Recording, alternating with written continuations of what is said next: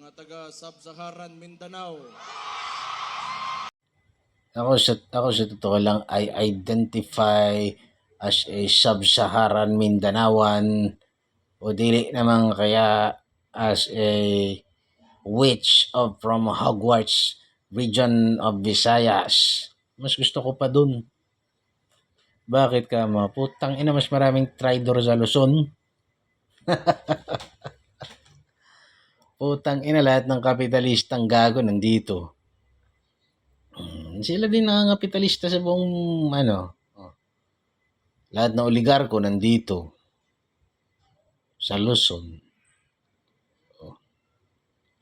Paano hindi ka naman, 'di ba, susuportahan nila yung gulo dadali nila ng Visayas, Mindanao, mga NPA dispersed dun. Putang ina, 'di ba? Paano ko naman gugustuhin maging taga rito sa Luzon? Dami ko nakikita mga tao rito, kleng-kleng.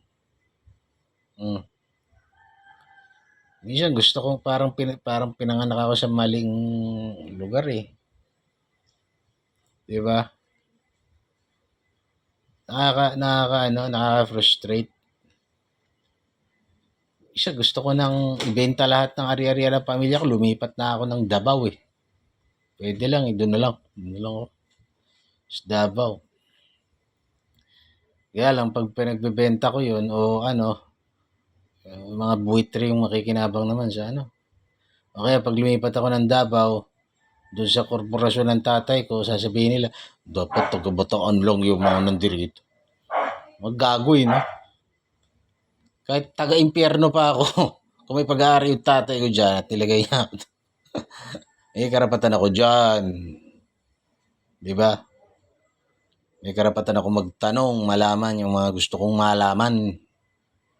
Di ba? Mga ganyan tao dito. Paano mga traidor na mga kleng-kleng. Ampunin nyo na ako, Visayas, Mindanao. Tangin, buitre.